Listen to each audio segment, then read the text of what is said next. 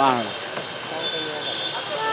ଆଜିର କାମ ଯେଉଁ ସକାଶେ ଆମ କାମରା ପଛେଇଥିଲା ସେ କାଠପତ୍ର ସବୁ ଅଭାବ ସବୁ କାମ ପଛେଇଥିଲା ତେଣୁ କାଠପତ୍ର ସାଫିଏଣ୍ଟ ଆସିଗଲା ତେଣୁ କାମ ଖୁବ୍ ଜୋରସରେ ଆଗେଇ ଚାଲିଛି।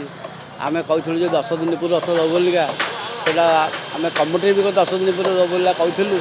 ସେଠୁ ବି ଆମର ଯେଉଁ ଭଳିଆ ମିଲ୍ ବନ୍ଦ ହେଲା କାଠପତ୍ର ଆସିବା ଅଭାବ ହେଲା କାମ ଗୁଡ଼ାକ ଭାରି ଲୋକରା ସବୁ ଏପଟ ହେଲେ ଭାରି ମନ ଦୁଃଖ। ତେଣୁ ଏବେ ଆମେ ସେଇ ମିଡ଼ିଆ ବାଲାଙ୍କ ସାଙ୍ଗେ କଥାବାର୍ତ୍ତା କରି କ'ଣ ସେଠି ଅଫିସର କିଏ ଆସନ୍ତିନି କ'ଣ କାମ ହେଲା କ'ଣ ନାହିଁ କିଏ ଦେଖିବାକୁ ତ ସେ ପିଡବ୍ଲ୍ୟୁ ହେଲା ସେ ତାଙ୍କର କାମ ଦେଖିଦେଇଯିବେ କହିଦେଇଯିବେ ସେ ତାଙ୍କରି କାମ ଖାଲି ହେଉଥିବ। ଆଉ ବର୍ତ୍ତମାନ ଯେହେତୁ ଆମେ ଯେଉଁ ମିଡ଼ିଆ ଯେଉଁ କୁହାହେଲା ତେଣୁ ଆସ୍ତେ ଆସ୍ତେ କାଠଟା ଦୁମ୍ ଆସି ପହଞ୍ଚିଗଲା କେଉଁ ସାହାଯ୍ୟ କ'ଣ ଅସୁବିଧା ହେଲା ଆମେ ଜାଣିପାରିଲୁନି। ତେଣୁ ବର୍ତ୍ତମାନ କାମ ଖୁବ୍ ଆଗେଇ ଚାଲିଛି। ରଥଯାତ୍ରା 2 ଦିନ 3 ଦିନ ଥବ ଆମେ କାମ କମ୍ପ୍ଲିଟ୍ ଦେଇଦେବୁ।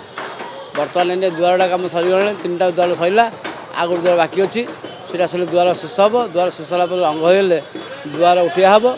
କଳସ କାମ ବି ଚାଲିଛି କଳସ କାମ ସରିଯାଇଛି ତା ଦେହରେ ଟିଣ ଚଦର ବାଡ଼ିଆ ହେଇନି ଚଦର ବାଡ଼ିଆ ହେଲେ କଳସ ରଙ୍ଗ ହେବାକୁ ଦିଆହେଇଯିବ। ପ୍ରଭା କାମ ବର୍ତ୍ତମାନ ଚାଲିଛି 3ଟା ଦୁଆର ସରିଲାଣି ଆଉ ଗୋଟେ ଦୁଆର ବାକି ଅଛି ତଳେ କାମ ଚାଲିଛି ବର୍ତ୍ତମାନ ଆଉ ପ୍ରଭା କାମ ମଧ୍ୟ ଚାଲିଛି ତାର ବାଙ୍କ ଆସି ପହଞ୍ଚି ବାଙ୍କ ବାଡ଼ିଆ ହେଲେ ପ୍ରଭା କାମ ଶେଷ ହେବ। ତାପରେ ପ୍ରଭୁଙ୍କର ଚକାଟା ଆସିନି ଆସିବ ଆସିଲେ ସେଇ ଚକାଟା କାମ ହେଲେ ତଳ କାମ ସରିବ ବାକି ରଥ ଉପରେ କାମ ଚାଲିବ। ଟେକେରା ବାଡ଼ା ହଂସ ପଟା କନ୍ୟା ପଟା ଆଉ ଆମର ସିଂହାସନଟା ଜଗତ ପୃଷ୍ଠ ଶ୍ରେଣୀ ଉଡ଼ିଯାଇଛି ସେଇ ସିଂହାସନଟା ମଧ୍ୟ କରାଯିବ। କନକମୁଣ୍ଡି ଆଉ କଳସରେ ଆଲୁମିନିୟମ ଚଦର ବାଡ଼ିଆ ସେ ରଙ୍ଗ ହେଲେ କଳସଟା ଉଠିବ। ଏଇସବୁ କାମ ଅଛି କଣି ଫାଉଡ଼ି ମଣ୍ଡଳି ବାଉଁଶ ଏଇସବୁ ବାଡ଼ିଆ ହେବ ଆମର।